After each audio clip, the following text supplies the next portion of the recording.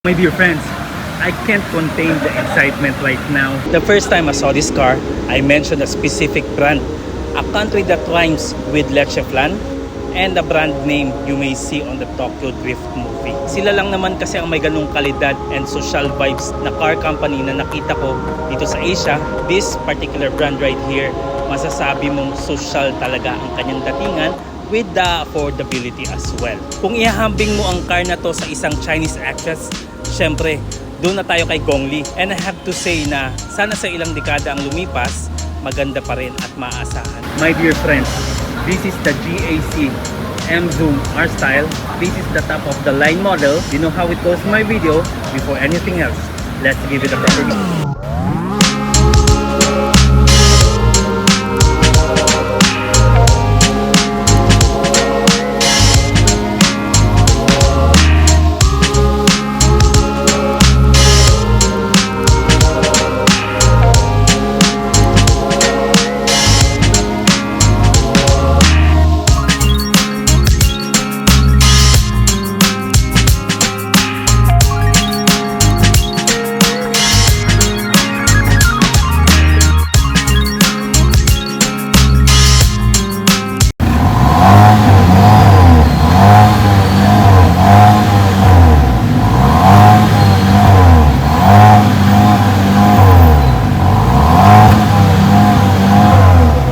It has an open and close valve.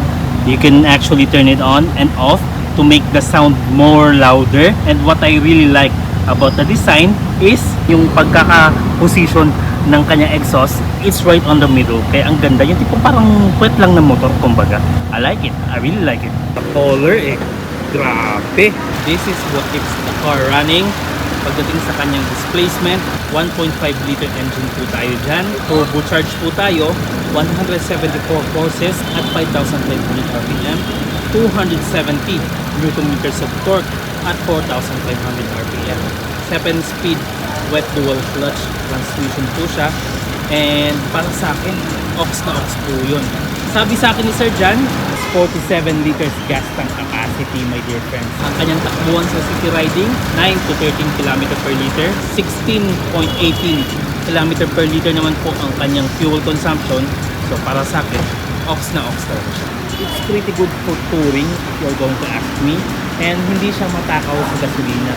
Ang kanyang wet weight, 1,415 kilograms. It's perhaps one of the lightest subcompact na mahahanap mo dito sa Philippines. I have to show you the key, my dear friends.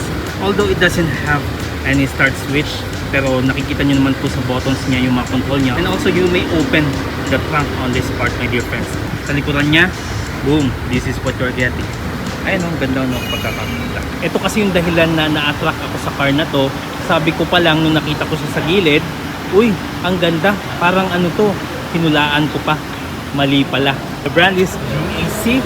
Ayan po ang kanyang logo sa kanyang harapan. The front grille, beautifully done. And if you're going to check, ganyan kaganda ang kanyang datingan pagdating sa pinta. Hindi pinagdamot, kumbaga. Damn. And ito din yung nakita ko sa kanya kagabi, pati yung fender niya, kung titignan nyo. Ayan, no? Nakulayan din. Pinturahan. And also here, my dear friend, it has some orange accents as well. Since it has an orange accent, all the way yan makikita mo sa wheels, makikita mo dito and dito. And when I touched this one last night, sabi ko, wow, ganun siya kaganda. The spoiler, nicely done. And may division po siya dito. Kung ba nakikita yung ibang variants, R-style badging on this part. Kapag naka-unlock po yung doors natin, ganito yung kanyang styling. Futuristic yung datingan. And this is what we are getting on the rear, my dear friends. Let me check the sensors. The sensors are right there. Camera, very easy to find. And ayan po ang kanyang taillight. Very futuristic. Lahat ng part niya may kurba eh. Very good looking car. And I can't stop looking at this car, my dear friends. It's too pleasing to the eyes, if you're going to ask me. Pati din yung kurba and yung hugis ng kanyang window, masasabi mong ulala. Ang ganda ng pagkakagawa ay may hamping mo talaga siya sa isang maganda na babae. You know what I mean already, guys. Ventilated disc brakes po tayo sa harapan with a beautifully done caliper. Sa likuran naman, solid. Ang kanyang tires, hindi pinagdamot. Michelin Pilot Sport 4. And ang kanyang size, 235/45 ZR19. This is what I noticed from the controls of the steering wheel, my dear friends. When you want to control the volume, look at this. Ayan o, ganyan siya kapogi, my dear friends. And you don't need to press it. You just need to do it like this. Easy peasy and much more responsive kumbaga kaysa sa yung tipong dipindot. Nakikita mo naman yung movements dito. You may control it here as well, my dear friends. But I like the steering wheel, my dear friends. Pati din yung stitching niya sa ilalim. It has some blue accent.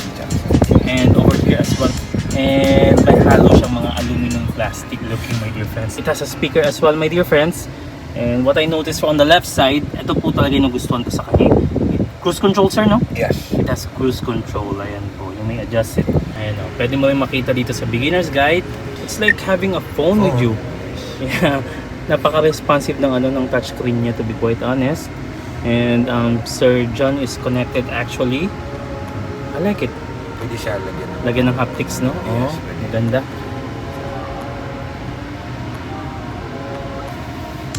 The control of the volumes are here. It's not plastic actually. I can feel a foam over here.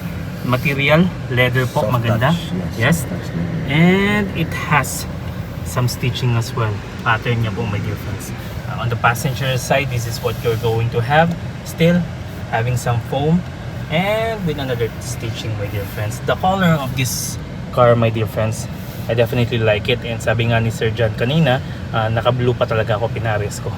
And yun nga, sabi ko nga, I'm a blue shirt guy, my dear friends. And on the driver, this is what you're getting. Ang ganda ng mga linya niya and mga kurbada niya, my dear friends. And to be quite honest, masasabi mo talagang maganda yung materials na nilagay nila dito. Digital po tayo sa kanyang display. Tire pressure monitoring, lane assist, so you can also change the driving mode. Here, May echo siya. Akala ko yung lang yung may echo. there are 4 driving modes. Eco, Comfort. Dito tayo sa Sports Plus. Sport, Sport Plus. Then, mag-change siya. Wow. Basta na ito, mag-change. So, ang ganda ng Sports Plus. So, monitor water temperature, Yeah. oil press. So, monitor lahat. Kung gusto mong tipid ka, na less power lang, yan, Eco. Echo tayo. Comfort is your style of driving because why? You can actually change the current mode Customize. setting. Yes. So it's like unlike others where you're stuck with whatever is given to you. While this one, you can change it. But for the comfort, much better if it's your style of driving. You can change it soft, power system, steering force. You can have it light. You can have it comfortable sports mode. Very responsive in sports mode and an ESP style. Then you can turn on the exhaust sound. So you press that one here, and it's gonna be activated using. You can actually use that on. If I press this one here, it's gonna turn on there.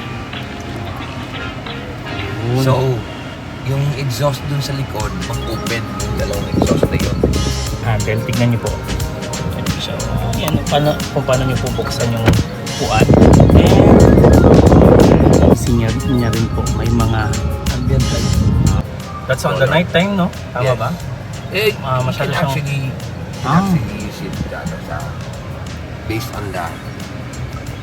Even during the day, you can turn it on or off. See if you look. There. Ay, the red one. Yeah. Color. So you are changing it from Yes. here. Easy peasy. If you want to Alright. take the front one as glue, sir, para we can transfer sa dark portion and we can feature the ambient lighting sa dark portion there. Sige po. Ito, nothing so simplistic about this car. It's loaded with specs and design, my dear friends. Yun yung nagustuhan ko sa kanya. Kung mareklamo ka sa cup holder, malaki naman po yung kanilang cup holder. Hindi po pinagdamot. The design as well, my dear friends, is right there. Ayan. So, kita mo siya. Ayan. So, Tama. you don't have to bend like that. Turning yan. So, alam mong tatama siya dun. Whatever. Okay. Very helpful po na car, no? Kapag bubuksan niyo po yung sunroof, alright. Sila na po bahala sa inyo. Ay, ganda talaga eh. Diyan ka banda. Ayan, intensity. Wow. Wow. And maliwanag pa to, my dear friends, ha. What more kapag nasa ano na siya? RGB din siya. Mag-pulse siya based Yes, sa maganda music. music. So if you look there, yan ang mga highlight. This is the cockpit feature. Kapag hindi naka-seatbelt po ang driver, hindi siya under, no? Opo, hindi siya under. Hindi siya mag-push forward. Under yung engine, but hindi siya Push to forward. drive, hindi siya mag-forward. Opo, kahit na-gas mo pa, no? Tama ba?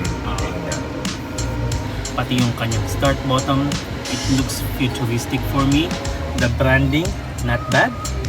And pati din yung mga speakers nila. So it has a ATS speaker, 6 speaker in this car. So you can see may symbol siya wireless charging dito. Dito and there. So it's a wireless charging, and you may put your things here, and spacious naman po yung kanyang malalagay mo dito. Very comfy and beautiful looking as well. Soft leather. Soft leather Blue tayo stitching. dyan. And as you are seeing right now, Sir John is driving in reverse kasi napakadali. Why not? May guide talaga siya, no? At saka accurate yung guide niya. That's what I noticed. I'll be touching this leather, my friend. Ayan, no? Perforated siya. So, hindi siya mainit, kumbaga. And, ayan, no? May mga kurbada siya dito na kapag inupuan mo, hindi kayong tipong lalagpas or lalabas. So, ayan, no? Well intact ka, kumbaga. What you're getting from the front side, you'll be getting on the rear as well, my dear friends. Luxurious pa rin yung datingan. And, ayan, no? Pwedeng pang 4-seater with ayan po, cup holders, my dear friends. Ayan, no? Ayan po.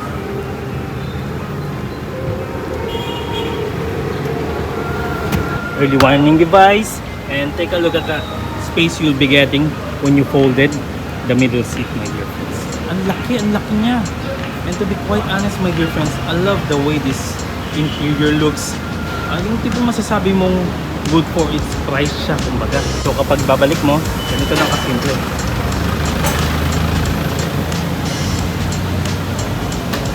How to open, sir? Ooh! Ulala! You can also actually open this one sa loob. Sa loob, The po. inside. Yeah. Complimentary na naman po yun. Ganun siya.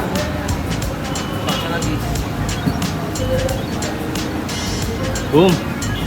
So, friendly siya. Child friendly, kumbaga. Safety feature. Oh my lord. I'm loving this car already. When it comes to the GS3 M Zoom GS, ito po yung kanyang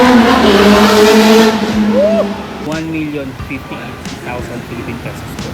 Ang kanyang mid-model naman po na si M Zoom GB, 1,158,000 Philippine pesos po. And pagdating naman po sa kanyang R-Style, 1.258 million Philippine pesos.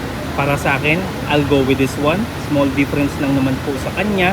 And pagdating sa kanyang design and sa kanyang hugis and yung mga additional specs na rin niya, masasabi mo talagang goods na goods bumili ng top of the line. When it comes to the down payment and everything, you go visit the GAC Motors General Santos City po. I'll link in the description po ang kanilang address and yung contact person na pwede nyo kausapin. Soon to be, feature natin yung kanilang MPOW, and before the end of the month, bibisitahin ulit natin si GAC Motors General Santos para sa kanilang test drive model ng different car naman. So a massive shoutout by the way to Anchor Group. This is their 11th or 12th brand by the way. Pero yun nga, nakita natin yung futuristic car nila sa Tagum City. And sabi ko, wow, I think this is the future of Asian cars, my dear friends. So yan, let me know in the comment section below what you think about this beautiful car right here. And you know how it goes in my video. Nakakapagod ng mag-ending, pero yun nga, Exodus 14:14 to everyone. Keep on praying and trust the process. And I'll see you in the next. Pakis, my dear friends.